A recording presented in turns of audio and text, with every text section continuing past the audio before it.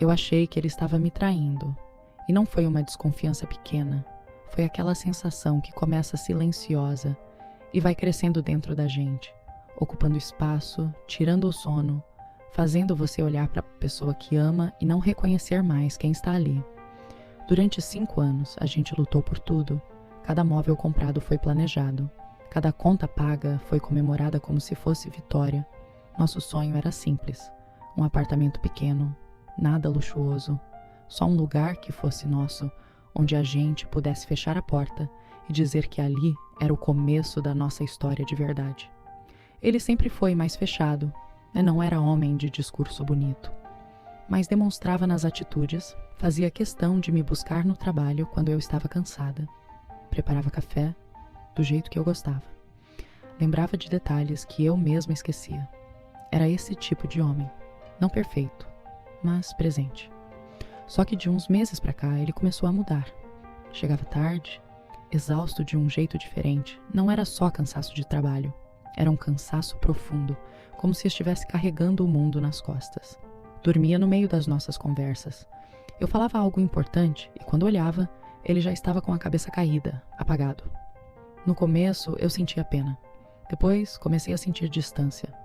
O celular quase sempre no silencioso, virado para baixo na mesa, respostas mais curtas, abraços mais rápidos, menos tempo olhando nos meus olhos.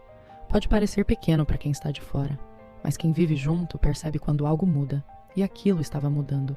Eu comecei a pensar coisas que nunca tinham passado pela minha cabeça. Comecei a imaginar outra pessoa, mensagens escondidas, encontros às pressas. Eu não queria pensar nisso, mas a ausência cria espaço para medo, e medo cria histórias que parecem reais. Eu ainda tentava me convencer de que era fase, pressão, problema no trabalho, qualquer coisa menos traição, mas a minha intuição gritava e eu comecei a observar tudo. O jeito que ele chegava, o tempo que passava no banho, os momentos em que ficava distante, olhando para o nada. Enquanto isso, a vida resolveu apertar ainda mais. Minha mãe recebeu um diagnóstico que mudou tudo.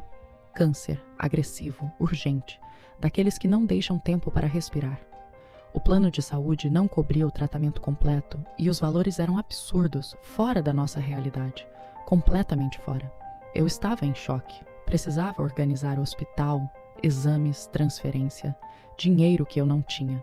E nesse momento, eu precisava dele mais do que nunca. Precisava de apoio, precisava de colo, precisava sentir que eu não estava sozinha segurando o mundo. Eu ligava para ele e caía na caixa postal. Mandava mensagem e não recebia resposta. Tentava de novo e nada. A minha cabeça, que já estava frágil, começou a juntar tudo. O cansaço, o silêncio, o celular virado, as noites apagado no sofá, e eu concluí algo que parecia óbvio demais para ignorar. Ele não estava ausente por trabalho. Ele estava ausente por escolha. Eu comecei a sentir raiva, uma raiva silenciosa, misturada com decepção. Como ele podia não estar presente justo quando minha mãe lutava pela vida? Eu desabafava com colegas, alguns diziam que eu estava exagerando, outros falavam que homem, quando muda assim, geralmente tem coisa.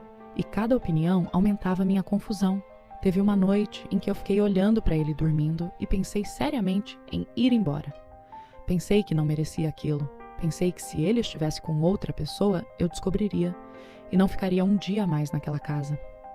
No dia em que precisei resolver a transferência da minha mãe para um hospital mais adequado, eu tentei ligar para ele várias vezes. Precisava decidir valores, precisava de apoio, precisava dividir aquele peso. Nada. Silêncio total.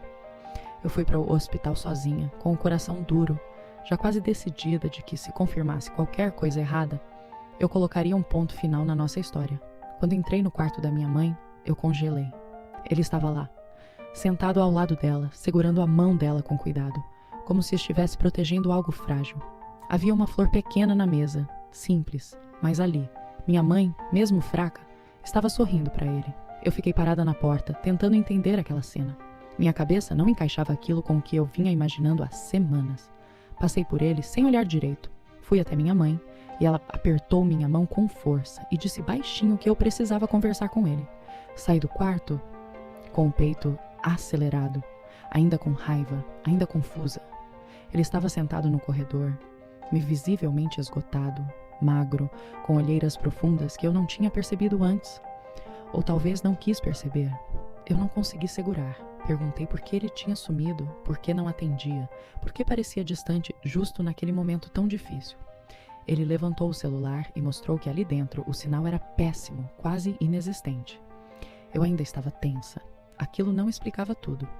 Então ele colocou um papel na minha mão. Eu olhei sem entender direito o que era, até perceber que era um comprovante de pagamento, do tratamento da minha mãe. O valor era alto demais, muito acima do que tínhamos guardado. Eu olhei para ele sem conseguir falar, tentando entender de onde tinha vindo aquele dinheiro. Ele respirou fundo e me contou que estava fazendo trabalhos extras, de madrugada, finais de semana, qualquer coisa que aparecesse, que estava juntando dinheiro para dar entrada no apartamento que eu tanto sonhava, que queria me surpreender.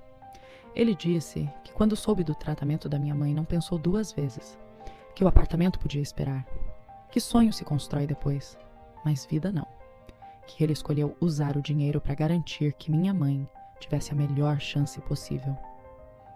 Naquele momento, tudo o que eu tinha imaginado, todas as acusações silenciosas, todos os cenários de traição que eu criei na minha cabeça, caíram sobre mim com um peso absurdo.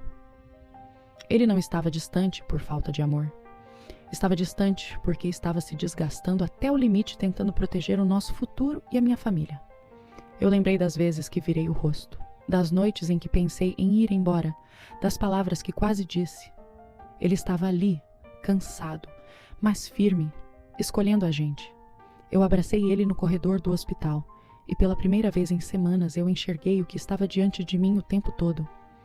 Nem todo silêncio é abandono, nem todo cansaço é traição.